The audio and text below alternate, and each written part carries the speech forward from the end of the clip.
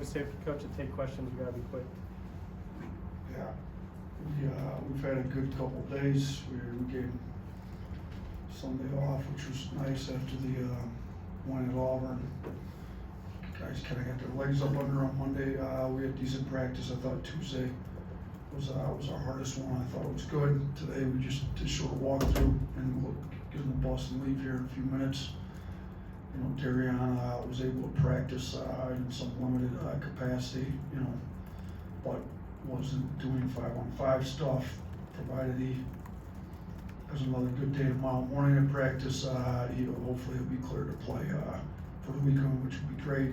Give us a little bit more depth if, you know, if we're fortunate enough to end up playing 3 games in a row. So, kind of capped the regular season. I thought, you know, we had a really good regular season. We ended up #1 strength of schedule in the country again, back-to-back years. We ended up with that. So I think that speaks to the level the SEC's gotten, and then obviously how we schedule the non-conference, a combination of both. But, you know, during those last 7 games that were all top 25 opponents, we had more top 25 wins in our last 7 games than every ACC school did the entire season. We had more than, in those 7 games, than 55% of Power 4 Big East schools did the whole year. So, you know, we may not have ended up going 7-0 or 6-1, but I thought we had quality games, quality wins to end it with a road win at #1. You know, Mark Sears is now the first player in SEC history to beat 3 #1 teams in his career. You know, we won at Houston, you know, in a neutral against Carolina, and then at Auburn. So I'd like to know how many players have won 3 games against #1 teams, none of them being at home, 2 of them being on the road. So, you know, I that shows what he's capable of and how well he plays in some tough environments. And, you know, the shot he hit, pretty good way to end a regular season career. So, you know, happy for him.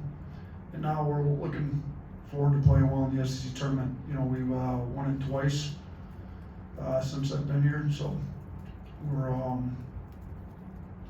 I think we're prepared. I think we're as healthy as we've, you know, can be. Obviously, we got a couple guys out for the year, but, you know, the guys that Grant would be the one. You know, he kind of missed practice going into Auburn, but if he can play like he did against Auburn, I think he looked pretty healthy that game. So, you know, if we can get Grant Darian back at full strength and helping us, you know, we'll be in great shape to try to win 3 in a row. And they're all good teams, but we're used to playing good teams, you know, with the stretch that we ended the season with. Blake. Yeah, Holloway's gone back-to-back games in single digits for the first time since December. What do you think is kind of the key to getting him going again, going into postseason play? Yeah, he's got to be more aggressive. We got to probably find some actions to get him going. He's got to play a little bit better defense so we can keep him on the floor longer. I think a combination of all that. The ball's got to start moving a little more, to be honest with you. I think the ball's been a little stagnant, sticky. So the more moves, the more open shots he gets. And, you know, we've also played against some pretty good defensive teams that have really good defensive guards. So that's definitely part of it as well. Nick. I realize it's not this simple, but the years you won the SEC tournament, the season ends in the Sweet 16 rounds. You go 1 and done in SEC tournament, you go to the Final Four. Is there a certain, can it be advantageous not to play through Sunday? I mean, I know you're a winner, but like, are there advantages to maybe not? There may be. We also went 1 and done in Tampa, and then went 1 and done in the NCAA tournament too. So, you know, it's gone all different ways. We're going to try to win it. You know, we're trying to win championships. We've won more championships in the SEC than anybody else since I've been here. This is a championship we're trying to win.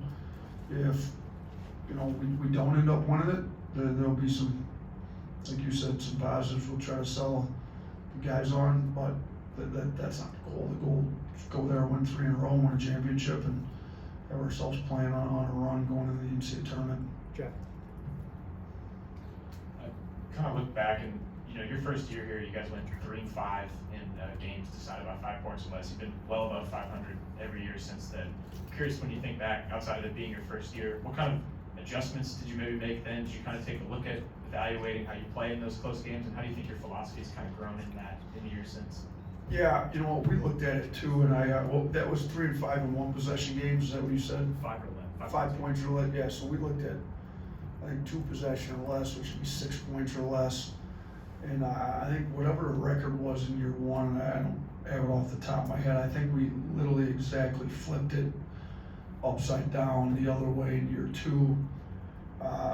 We did take a look at that, strong look in the offseason, what can we improve on, some margin wins, if you will, and we actually started doing a lot more in the game situation. We had a lot more in the game, like randomized stuff where whatever it ends up in, and trying to teach the guys through stuff like that.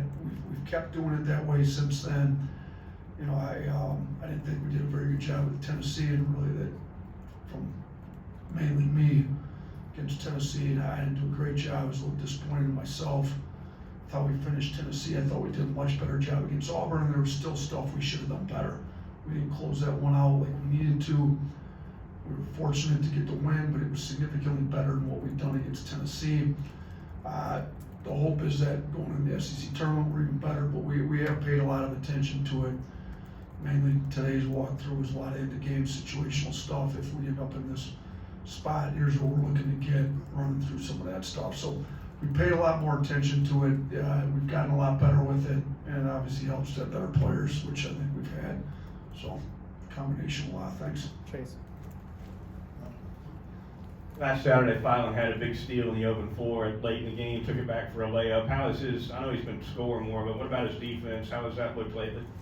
A lot better, honestly. I mean, yeah, that was a huge play in that Auburn game. I mean, it was a tight game, take a free point. So I think his defense has gotten significantly better over the last few weeks here. We've kind of challenged him. I thought we put him in the starting lineup. As a team offensively, we've gotten better, but he needed to pick his defense up. It had been better earlier in the year. I think he's got both sides of the ball going right now. So we needed to keep going that way. I thought, Miles Kelly had been coming out of the gate on a tear with a lot of games, not just against us, other teams. I thought he did a pretty good job on him, and he's one of those guys that can move well. He's got size. He can guard off guards, wings, run them off screen action. He can also guard point guards like you referenced, and pressure the ball and take it from him. So I think it's a big reason why NBA teams are really high on him, just because he's such a great defensive guard in addition to being really talented on offense. Tony. Yeah, kind of on that, you've got LeBaron, Darian Reed, Aiden Sherrill. Do you feel like your ceiling, just with how some of the youth you have, is higher than maybe some of these other teams that are competing for the elite status? You know what, I do feel like our ceiling's high. I don't feel like we've been as healthy as we'd like to have been most of the year. I feel like we're getting healthy.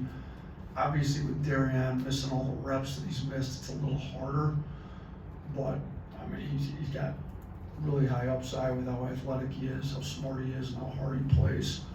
So, and he's knocking some of the rust off in practice, but yeah, LeBaron's, you got to see, and you listed LeBaron, Aiden, and Darian. Yeah, Jared Stevenson's the same age as those guys, are younger than some of them. So he should be a freshman in college this year, which a lot of people forget. So you've got 4 guys that are strong in the rotation that are either freshmen or should be freshmen, out of really 10 guys in rotation. You also got Mo Diabate, who didn't play a ton last year.